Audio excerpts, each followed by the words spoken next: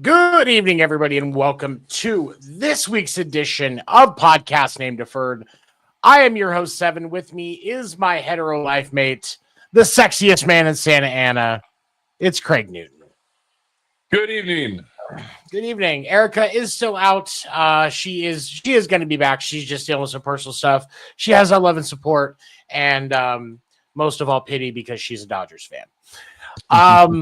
We've got some great topics tonight. We're going to be talking about Victor Robles and trying to create a baseball version of Happy Gilmore, some injury issues, and the fantastic series between the Phillies and the Mariners. But let's go ahead and start with Victor Robles. This kind of touches on a couple of things that I think that are important to me, not just, good baseball, but also mental health. Victor Robles on Sunday threw his bat at pitcher Joey Estes after a pitch almost hit him in the third inning. He then proceeded to yell at the pitcher, and it was obviously when he threw the bat was ejected from the game. It has since been announced that he has been suspended 10 games. That 10-game suspension will start from his return. And he has appealed that, so obviously that stuff's ongoing. He was in a rehab assignment when this happened. 5 of the last 15 at bats prior to this happening, he was hit by a pitch. 1 out of every 3 times he stepped up to the plate. I will learn how to talk one day, I promise. 5 out of the 1 of every 3 times he was getting. That means at least once a game. Dude is recovering from injury and getting hit at least once a game in AAA. Now, AAA pitchers can throw just like big league pitchers can. There's not really a drop off there. Those guys are all, for the most part, throwing north of 90. This isn't a single A or a high A or a double A player that, 90, 95 might be a little high. No, these guys are pro ready for the most part. Victor Robles did say in a statement after the incident that he was sorry, just frustrated because he's trying to, recover from injury and dealing with getting hit so many times, in addition to the fact that he recently lost his mother. So with all of that being said, Craig, I decided we'll go ahead and let you kind of tee off on this first, since I've been talking for 5 minutes already. What are your thoughts on this? Victor is damn patient. I don't think I'd wait 5 pitches to respond. He's damn patient.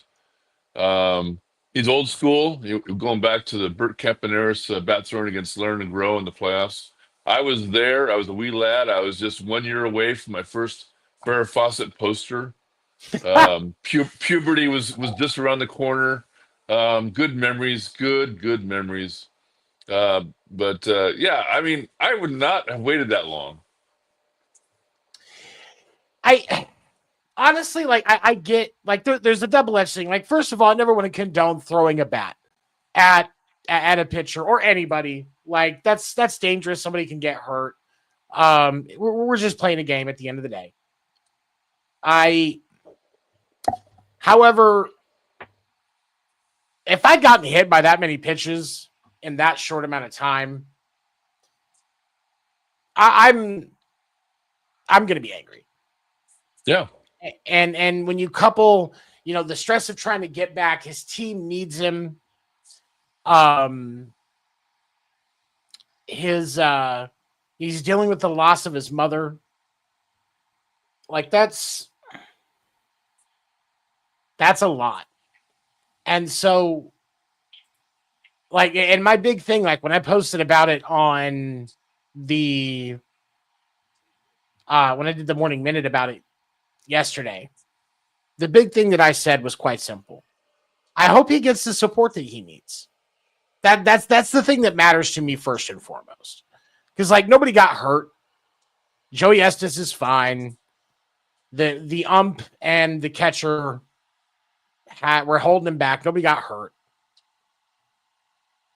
Thankfully.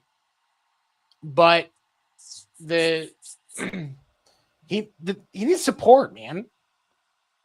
And I hope he gets it because that's got a lot on his shoulders right now. Yeah. Yep. People are so quick to cast aside the importance of men's mental health. And from experience, I know from experience, men's mental health is a very important issue. And for our elite athletes, it is doubly important. Or it is just as important because they have a lot on their shoulders. And the world is watching. One small failure, everybody knows about it. You're a trending topic on Twitter. One bump in the road. There's articles about it on ESPN. Written by people that have no understanding of the true weight that that stuff carries. And so, yeah, I hope he gets the support he needs. But I do too. Like I understand that there has to be a punishment. Do you remember what the punishment was for 10 games? It was 10 games. Yeah, it takes effect as soon as he comes back to the ball club. No, not for Robles. I'm talking for Campaneris. Yes, for Campaneris. Oh man, I think he got suspended. I'm trying to remember. I think he got suspended like the next game and fined. But Billy Martin was the manager of the Tigers at the time, and he'd had enough of Bert Campaneris. Campaneris had just run roughshod over the Tigers on the bases and was just driving Martin crazy. So I'm sure he put the word out, hit him around his knees. And that bat throwing was very famous. You can see it on YouTube. Yeah, actually, I'm looking for. I was looking to see if I could find out what the suspension is or what the suspension was. And like when I search Bert Campaneris throws bat, the first thing that comes up is a YouTube video.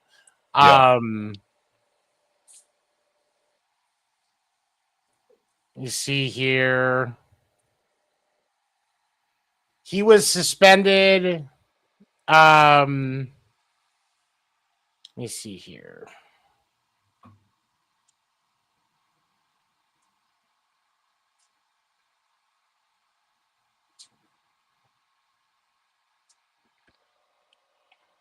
Remember, Kuhn was the commissioner back then.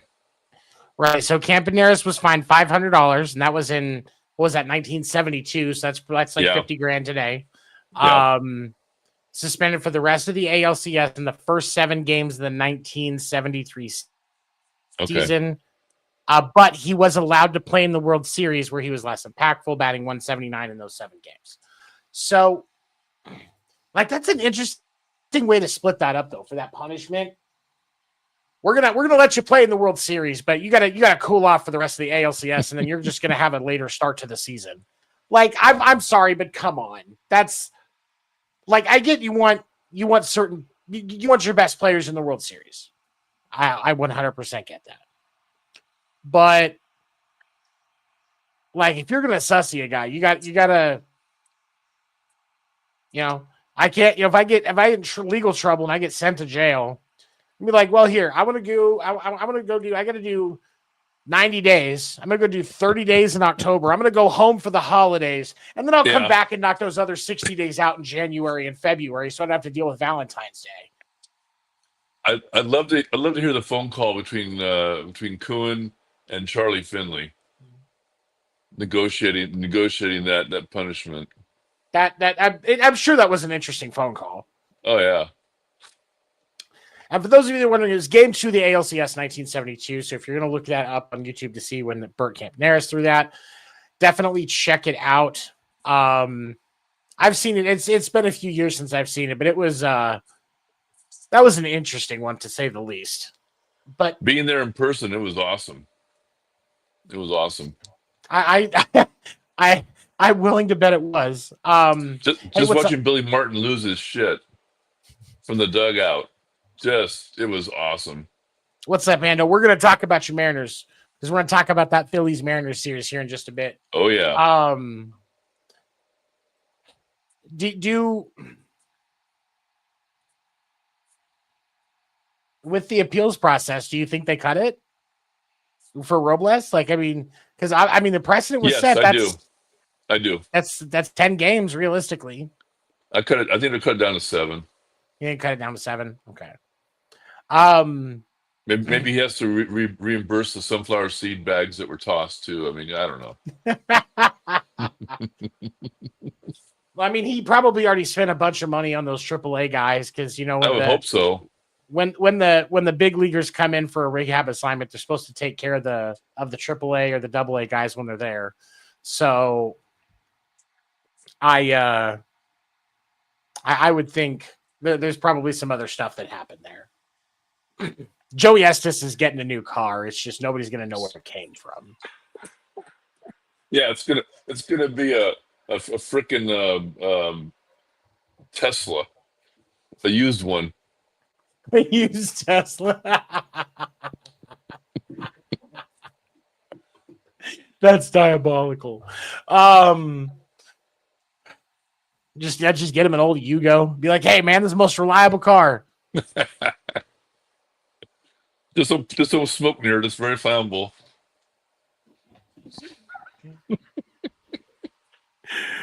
I hope Robles gets the support he needs. That's really the big thing, and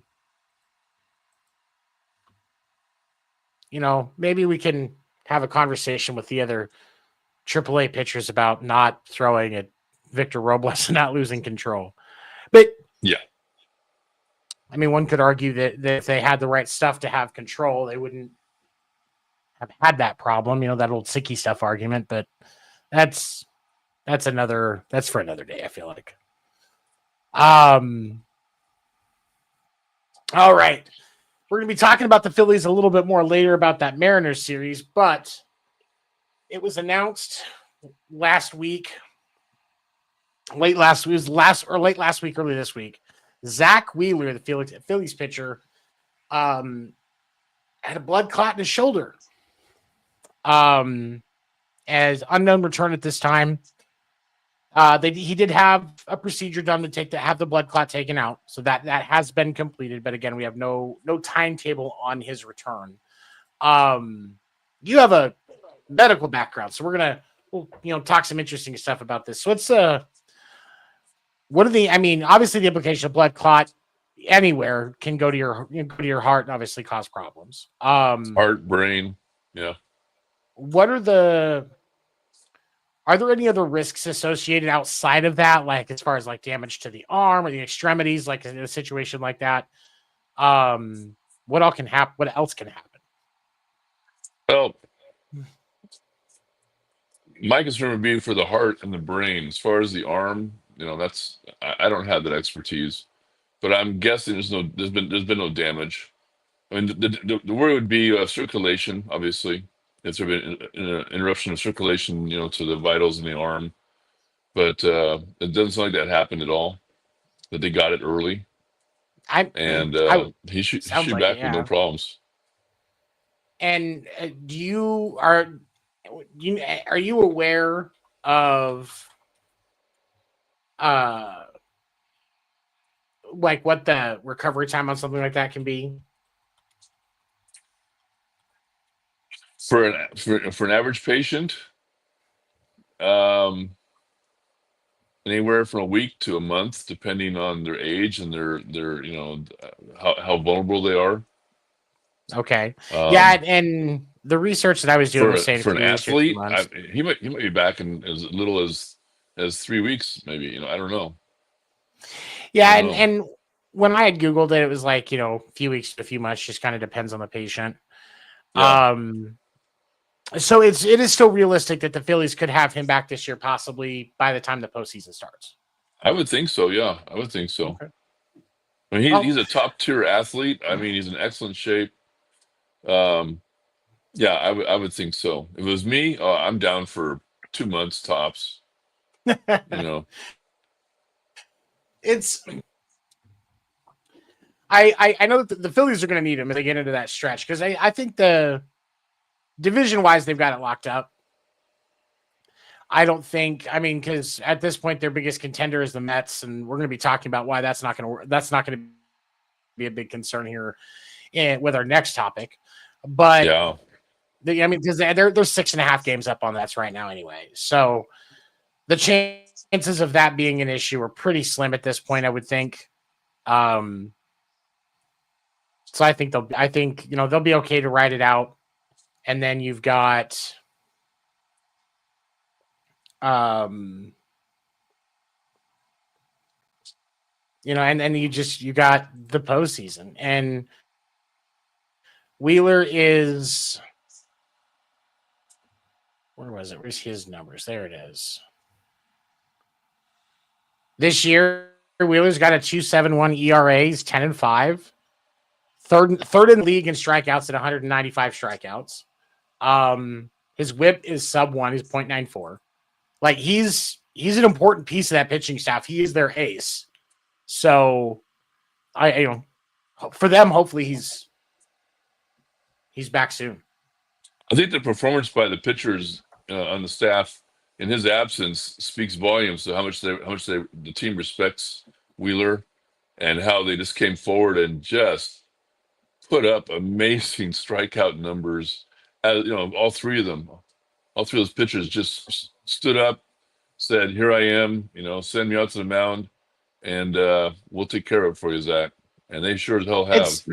They sure as hell have. You know what? Let's go ahead and do it now. Let's talk about this series for the Phillies and the Mariners, because the Mariners, with the trades that they made at the deadline, there was a lot of chatter, myself included, that had a very high hope for the Mariners through the last part of this year.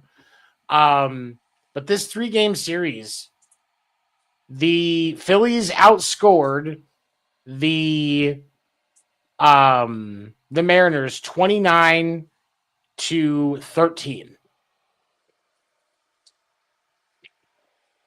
29-13. That is an average of almost 10 runs a game.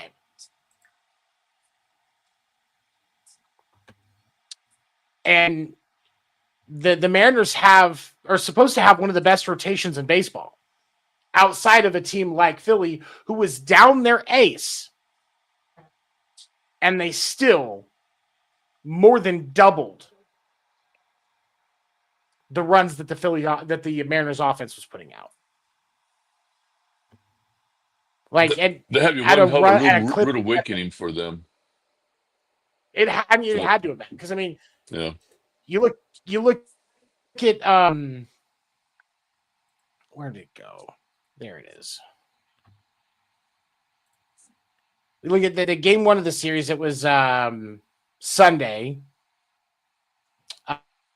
Logan Gilbert only made it through 2 innings, gave up 9. I'm sorry. He gave up 9 hits, 6 runs. 6 runs. And the Phillies won that game 12-7. And then when we look at yesterday's game, this was the closest one out of the series. The Phillies won 6-4. And Matt Brash was the... Oh, wait, no, that wasn't their starter. Who's their starter? The starter was Bryce Miller. He gave up 4. And he was only out there for 4 innings. And then in today's game, which was the 11-2 absolute destruction, Luis Castillo was pitching. He made it through 4 innings. He only gave up 3.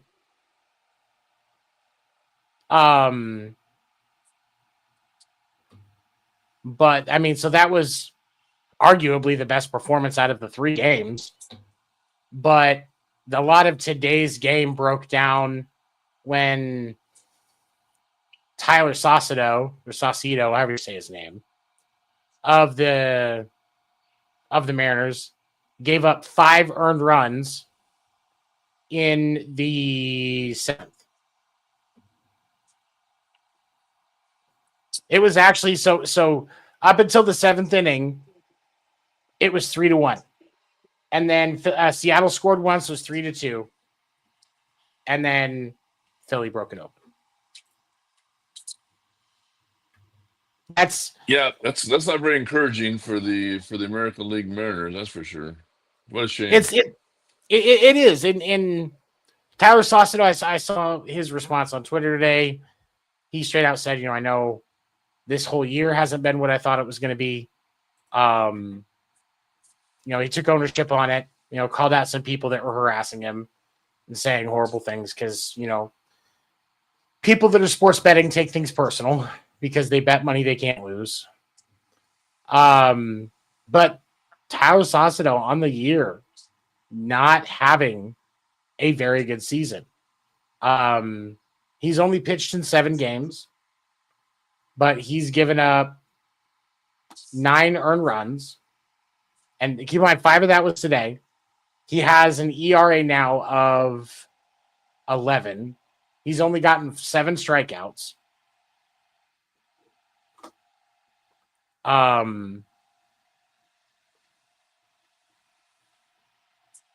But he's given up 4 walks. Like, that's... You got to be better, man. You're getting ready to go into the postseason. You're not going to be playing the White Sox and the Rockies. This isn't... If the Mariners pitching staff was a Starbucks coffee, it'd be a venti, very bitter. Very bitter venti. More bitter than most of my ex-girlfriends. Tyler, you're not playing the A's every series in the postseason, bro. I respect your talent. I really do. But you got to lock it in, man, because that's you think it's bad for what you got today. Just wait till the postseason starts. Those people are not going to. The people that were being dicks today are seem like fairies. Just the little nice fairies. The Good Witch from Lion the Witch in the Wardrobe. Or no, not like the Lion the Witch in the Wardrobe. The Good Witch from Brooklyn. The Wizard of Oz. Damn it. Fucking brain farts today. This seemed like the Good Witch and the Wizard of Oz compared to what's going to happen if you fall apart in the postseason. Because now we look at, yes, Boston did lose today. Or yes, Boston lost yesterday and the day before against the Orioles. But as of right now, Boston still has a half-game lead on Mariners. The Yankees are only a game and a half of Boston, and the Royals are only 2 games back. The Royals have been a resurging team. They are definitely they're 8-2 in their last 10, man. If the Mariners don't hold it together, could you imagine all of the work that the Mariners have done? They don't hold it together, and that 7th wild card slot is held by the Kansas City Royals. Could happen. I'll tell you what, if I was a veteran in that Mariners clubhouse, I'd sit that kid down and say, why the hell are you wasting your time on X or whatever social media? First of all, nobody knows who the hell you are. You are a nobody. You're a nobody. Why the hell do you care what people think about you? You haven't proven anything. You are a nobody. Stay off social media. Don't respond to these idiots. Just shut up, focus, pitch, do your job, and leave the idiots on the internet and social media to themselves. I feel like for some of these guys, this is the time of year where you have to just shut it off. You can't Yeah, you can't even look at it, because good day he's or a bad day, nobody. there's What always the going to who the be. fuck Yeah, cares about him? He's a nobody. exactly. Nobody. Like you got to be locked in right now. That's Yeah. the hard part, because otherwise stuff like this happens. What's up, Key? Thank you for joining us. Schwarber for MVP. Look, he is making an excellent case. He had his 45th home run today in the game against the Mariners. Trey Turner had 5 hits today, 5 for 5. This isn't a Wendy's meal. This is Trey Turner raking at the plate. Man, I love Trey Turner. I think I don't think he gets the respect that he deserves as a shortstop. I agree. And I think some of that comes with the fact he played for the Dodgers. I get it. But he's on the good side now. We gotta appreciate the talent. We can't hold it against him. We can't be mad at Alex Bregman for what happened in Houston. Look, he ain't about that life no more. The Red Sox cheat different ways. They haven't gotten caught, so it's cool. No trash cans? No trash cans. Okay. Except for a couple of the players, but we don't talk about that. But no, man, it's, and I think the Phillies are going to be a force to be reckoned with. And I think that when you look at the National League as a whole, the Dodgers are coming back. They've got the division back from the Padres. You've got the Phillies and the Brewers that are both a force to be reckoned with. The Brewers coming off of it just ended a 14-game win streak and then turned around and started winning again. Yep. After losing that one game, which it's baseball. Nobody expects a perfect season or huge streaks like that. So it's going to happen. But they just turned around and started winning again after losing that game. Right now, the Brew Crew are a solid 7 games up over the Cubs. They are a just over 99.9% chance of making the playoffs at this point. Essentially, unless they lose every game and a bunch of other people lose a bunch of things, they're going to be fine. I guess they have lost a couple of games because they're 7-3 in the last 10. But I mean, that's so ridiculous. I like them. Like best run differential in baseball at plus 163. What's crazy is the Cubs have the second best run differential in baseball at 115, and they're 7 games back on the Brewers. That's insane. There's nothing more dangerous than a young and dumb club. And I don't mean dumb in a negative way. I mean, they're dumb to the naysayers. They're dumb to, we shouldn't be doing this. They're just out there having fun and kicking ass and taking names and moving on up the division. The Brewers, it's been interesting watching because you're right. Like they're too young to understand the pressure for the situation. Yeah. Because the veterans understand the weight of where these guys are at right now. Yep. But I mean, when you look at that roster, you don't have a lot of guys that are on that roster that are like super playoff experience or super old. Like, yeah, Freddie Peralta's been around for a minute. So is Contreras. Jackson Churio, if he could stay healthy, I think he's been in the game for a couple of years. And then what? Christian Yelich, Rhys Hoskins. Yeah. Rhys Hoskins and Christian Yelich don't really have a lot of playoff experience themselves. Nope. But they've just been around long enough to see it. So It's there's a lot of youth on that team. You're right. They're too young. They're too dumb to know that they should be stressed out right now. And I think And I mean that's a that in a good good way, problem not to not a have. negative Yeah, way. yeah, Yeah, absolutely. Brewers fans, I'm not putting your team down. I'm just saying they're so busy winning and having fun. There's no room for negativity to enter into their minds. They're I- just totally dumb to any negativity, whatever. They're just having blast. 100%. Yeah, no, and that's what I mean too. I have a lot of respect for what the Brewers are doing right now. There's so much talent and a lack of fear. They're Yeah, just winning baseball games. yeah, And when there's so many teams that you see that just play free and just blow through it, that it's unbelievable. Like I remember the Royals run in 2014 and 2015. We thought we saw a lot out of the Royals in 2014 when they lost in the World Series, and those guys were playing. Those guys had some energy. They were playing. We were like, oh, these guys are playing happy. That next year, when they brought Eric Hosmer in, they had Mike Moustakas on that team. That was a Royals team that played free, and they absolutely rocked through the playoffs because they had that chemistry, they had that energy, they wouldn't stop having fun, and so many people were betting against them. Like I lived in Kansas City at the time, and I really did not think it was going to be. Especially after what happened in 14, you don't see a lot of teams lose the World Series, come back next year and win it. Like that doesn't yep. happen a lot. So but when you can get comfortable like that, when you can play free, like a lot of good baseball happens. And to the Brewers' credit, I hope they don't realize that they should be stressed out right now, Yeah. because that could be the worst thing that could happen to them.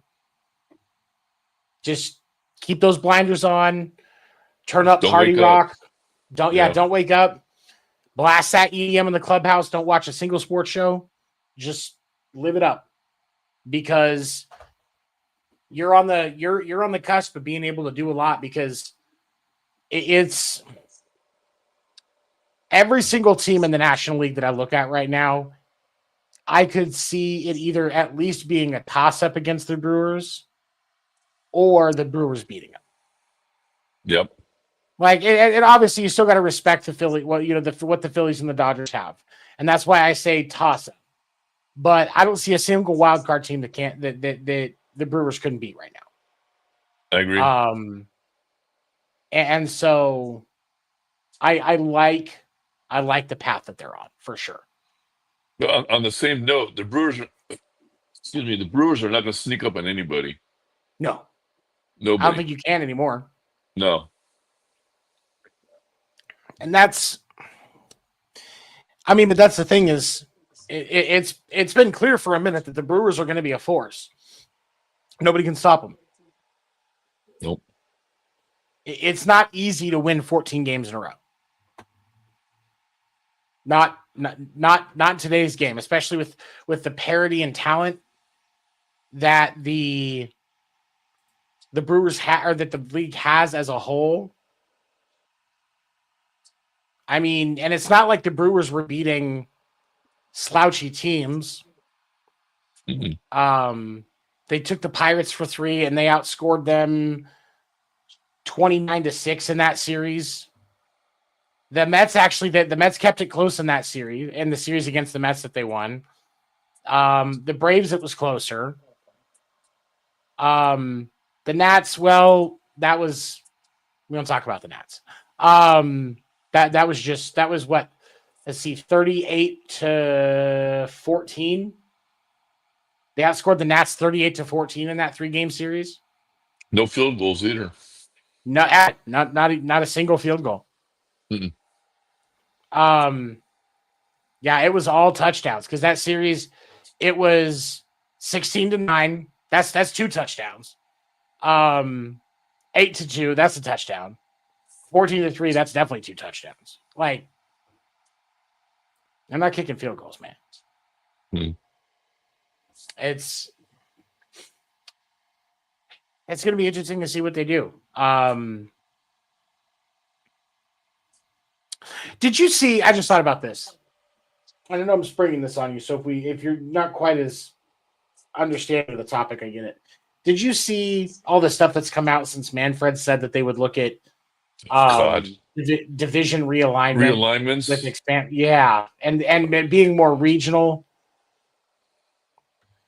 So I like, have I go really ahead. enjoyed the fans from say Tennessee and Utah saying, "Yeah, now it's our turn to get a team." Bullshit.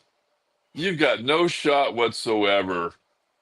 So just put your little hopes away. Not going to happen. I think Nashville Just gets a team with the expansion, but not Utah. I don't think. uh, Utah definitely won't. I think out of the two, Nashville definitely has a better shot. I expect with the next expansion, I still expect them to put another Canadian team in, whether they go with Montreal or they look into something else closer to the West Coast in like, BC or something like that. I'd like to see Montreal, and I'd like to see a professional team in Oakland too. It'd be nice to have a professional team in Oakland. They With the they expansion. they could use a baseball team. They could, yeah. They got that cricket field there that they could turn into a baseball field. I'm pretty sure it wouldn't be hard to have games there. At least until you get something new built. I'm sure the city would be all kinds of behind building a new stadium for them. Yeah. We'll see. Not happening. not happening. I'm just being a smartass. Oh, of course. Sorry, A's fans, but not happening. Oh, the A's are just sitting there like, Debbie's gonna have some words for you. I think that's what's gonna happen. Oh, I know. I see her and Mikey tomorrow for dinner, so I'm sure I'll be hearing about it. No, I'm actually against expansion. I've been thinking about it, and I don't think baseball's ready. And I don't think I know we're realistically we're probably 10 to 20 years out from expansion at this point. So my opinion may change. But if they announce tomorrow that teams now, we have some crappy teams now. It would be the talent would be spread too thin. Yeah.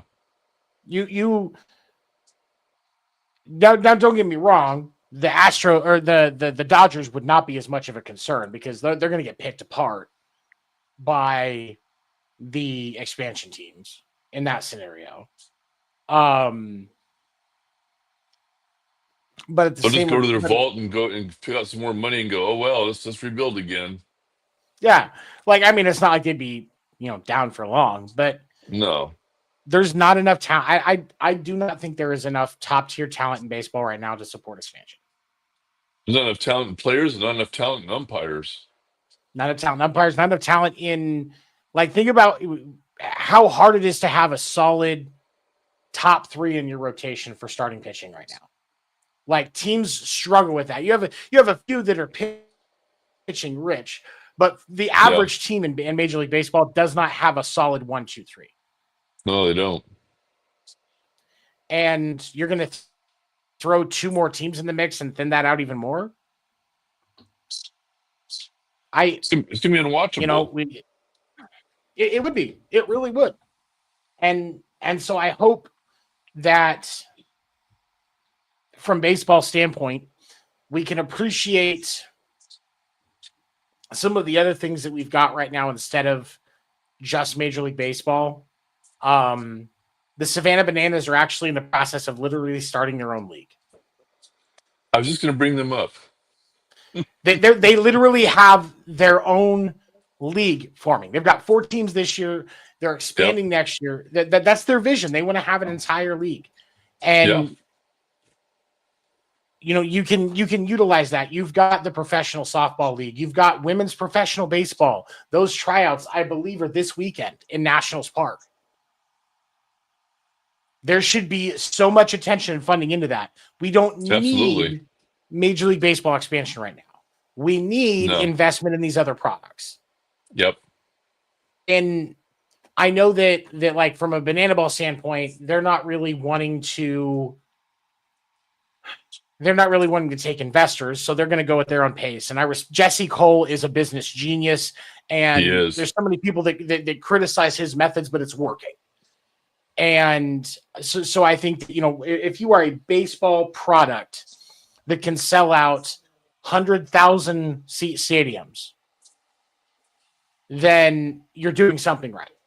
So so not really need to invest in Savannah Bananas. Jesse Cole's got that figured out. He's going to be fine. Yep. But for the rest of for the rest of it, for the professional softball, for the what's going on? For the professional softball, for the women's professional baseball, like, there is so much more that we can invest in right now. We don't need, there we go. We don't need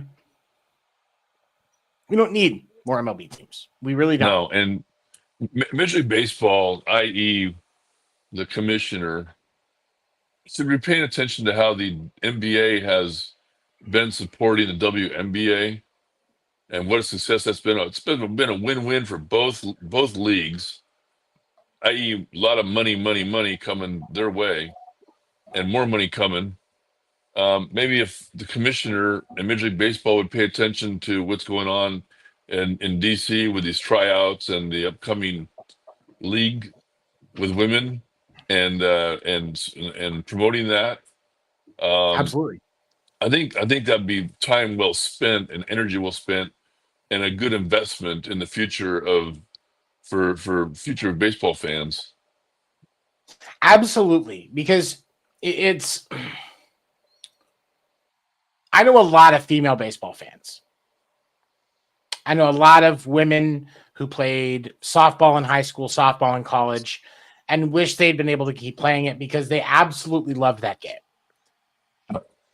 And there's so many people when they think of when they think of softball, they think of the beer league softball, a church league softball that plays in the city baseball lots, where every other pitch is a home run. That's not what this is.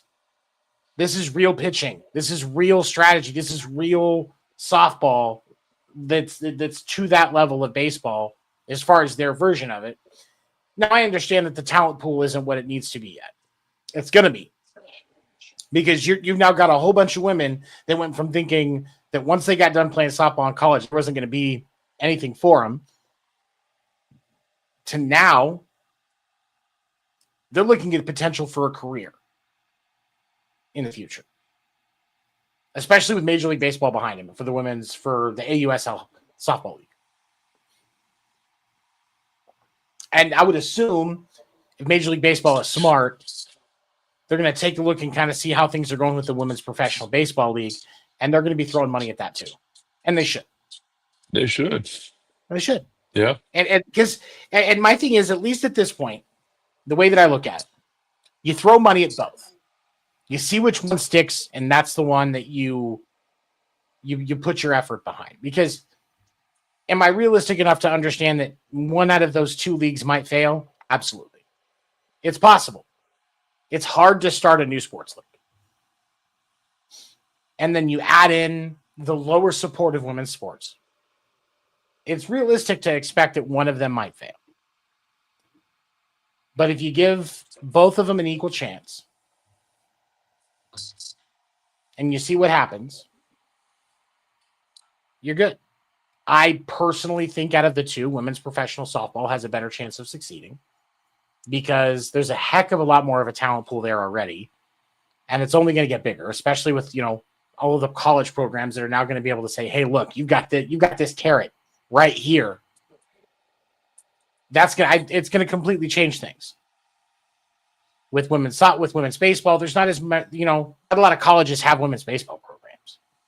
Not a lot of colleges or not a lot of high schools have a women's baseball team.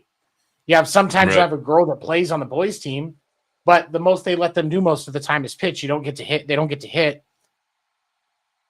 because they're worried about their safety. And I get that to a point. But there's just more of a talent pool. And so I think that gives more fuel to the fire for the product to build. But they should absolutely be supporting both of these endeavors right now. It's just pretty exciting that we're even discussing this idea. I mean, This wasn't even Absolutely. thought, 5 years ago, not even on the radar. Oh yeah, if you'd have told me 5 years ago that we were going to be having this discussion, I'd have thought you were out of your mind. Yeah, I think it's great. Yeah. I've always enjoyed, like, I've got friends, kids that play softball, love watching women's college softball. It is the third highest revenue generator for the NCAA. Like there's a market for it, both on the talent side and on the spectator side. And Yep. that bodes well for a budding business. Yep. And that's what it is. It's a business. Yeah, it is. At the end of the day, it's a a business. business. All right, last topic before we go. Somebody needs to check on their friends that are Mets fans, because right now their luck is so bad. They could be standing outside while it's raining titties, and they're just going to get hit in the face with dicks. It was announced today that catcher Francisco Alvarez of the Mets is they're not sure if he's going to be out for the year yet or not, but it's looking like a distinct possibility. He has an injury to his thumb that is going to require surgery. You already know it's going to require surgery. The question is right now, is he going to be able to play through it to get through the postseason and then have the surgery after the season or not? But right now, they don't know for sure. And I would say,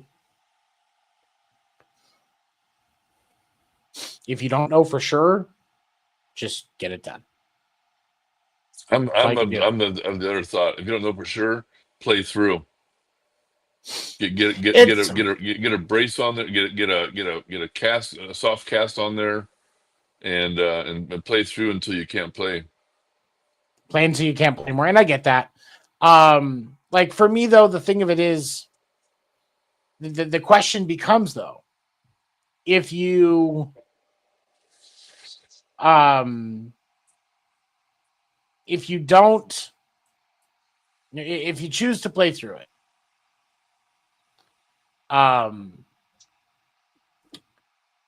what kind of additional damage does that do, and what does that do for his future? Now, if it's going to be something where, and I've never been able to figure out which thumb it is. If it's a catching thumb, put a brace on it and go, bro. Like, as a catcher, put a brace on it and go. I get that the pain sucks. They will give you as much morphine as you want. They really will. They're not supposed to, but they will. Shh, don't tell no one. And I know it sucks to have to catch those high-speed balls with that thumb the way it is, because that's a lot of force, that's a lot of impact. I know. My freshman year, I was catching a guy throwing north of 95. I know. However, you're pro. At the end of the day, you're pro. But if it's a throwing hand, then you come into the situation where there's definitely a liability. Yeah. Because that thumb placement being correct and moving how it's and doing what it's supposed to means the difference between safe and out of second. Not only that, but also means the difference between a correct throwing with the arm, the elbow, the wrist, and overcompensating with a bad thumb where you can mess up your shoulder, your elbow, your wrist.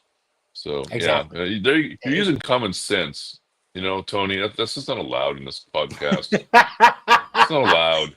So I know it's a weird concept. My thought. I'm changing my thought to if it won't cause further damage, yes, then clear him for it. If there's any chance it could, then he's done.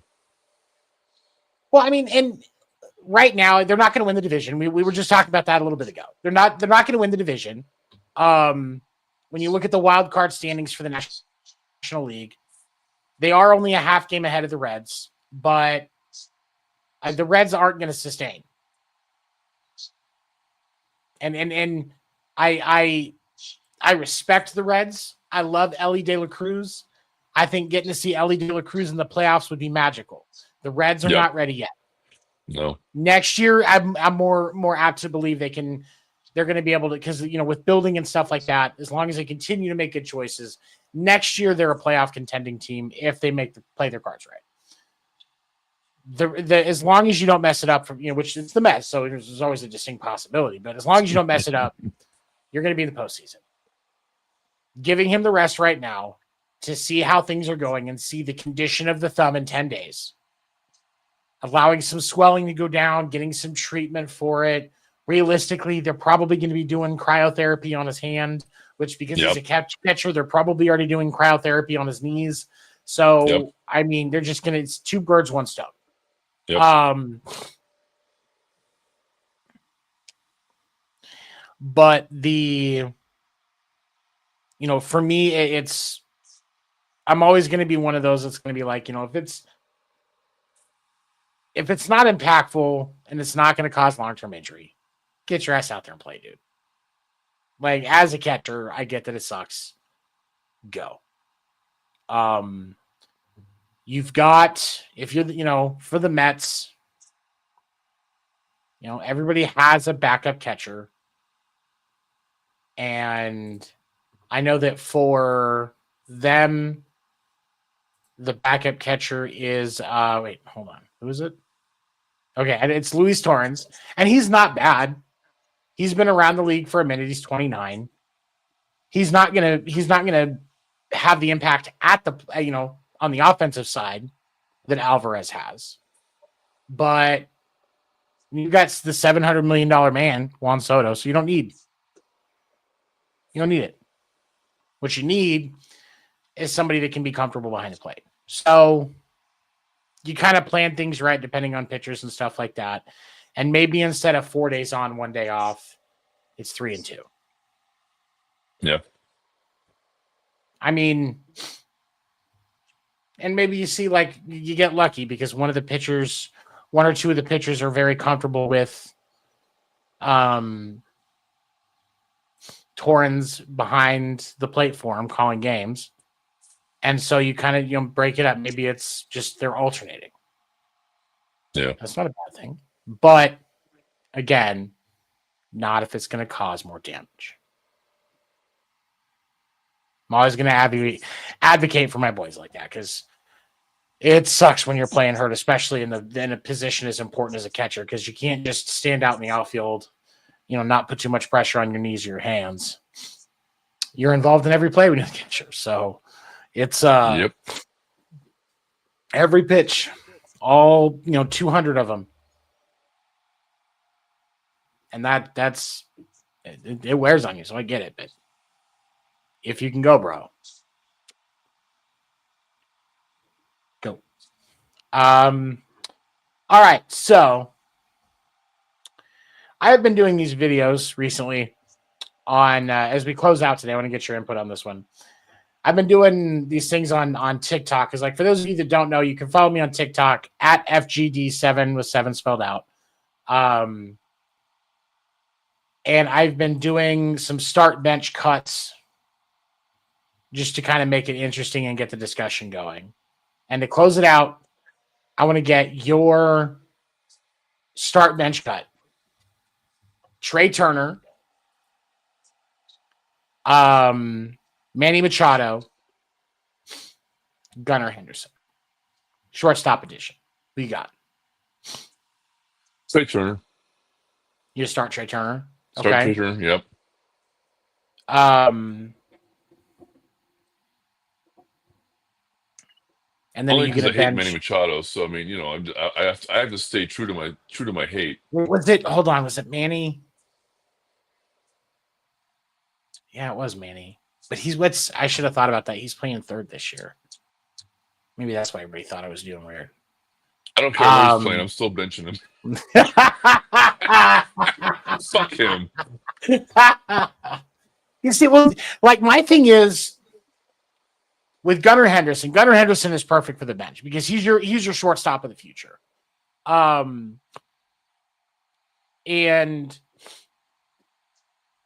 that to me, is a good value, because whether you have Trey Turner or you have Manny Machado at short, no matter what, you're going to have a solid you're going to have that solid person to teach him. You're going to have that solid teacher. Obviously, Manny Machado isn't always the biggest nice person, but you're going to have a solid mentor to bridge that gap with the other stuff that Gunnar needs to know, and that's your guy of the future. But yeah, me personally, I'm starting Trey Turner, benching Gunnar, and The future is now. Trey Turner. That's bottom line. And he really is one of the best shortstops in baseball. Like, I think he gets overshadowed because you've got guys like Bobby Witt Jr., Mason Miller, and some others. But he's a great shortstop. He really is. Yeah, he is. All right, man. We're coming up on our hour. I've talked too much already. Before we wrap it up tonight, any final thoughts? No. Sorry. No, I'm just watching my Giants sink slowly in the West, or actually rapidly in the West now. Oh, I almost forgot. Thank you It's time for football reminding season. me. In Bay Area, it's time for football season. Hey, 49ers just traded for Sky Moore today, so they'll have a new person to drop Brock Purdy's passes. But, I just want to close with my favorite topic this year. How is Rafael Devers doing with the San Francisco Giants? He is moving slightly up. He is at 236 for the year with the Giants. He has a whopping, he's at 9 home runs. So he has not hit a home run in the last week.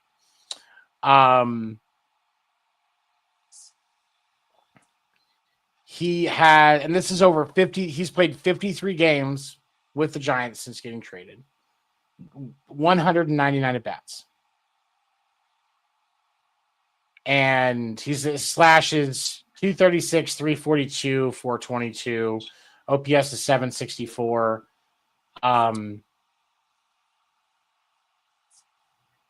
Wow. I'm so glad I don't have to worry about that contract. Wouldn't it be great to not have to worry about a $256 million contract on a player that got overpaid? I wouldn't know. I would not know. That's karma right there. That was karma. All right. So yeah. Before we wrap it up tonight, we do appreciate being a part of Wire to Wire Sports Network. Wire to Wire Sports has great shows every day of the week, hosted by very knowledgeable individuals. Sometimes I'm also there too. Every day, great content. You can check Wire to Wire Sports across all socials, including but not limited to Facebook, Twitter, and YouTube, TikTok, all of that. Even Twitch. We branch out. We want to make sure everybody has a chance to see us. And we appreciate your support. You can go to wiretowiresports.live for merch from all of our shows. There is a podcast name Deferred shirt on the website. Hopefully Craig will be wearing his podcast name Deferred shirt next week, because I actually I made sure it got taken to the mail yesterday. Craig, we do appreciate you, and we will see everybody next week right here on Podcast Name Deferred. Have a good night, everybody. Good night, everybody.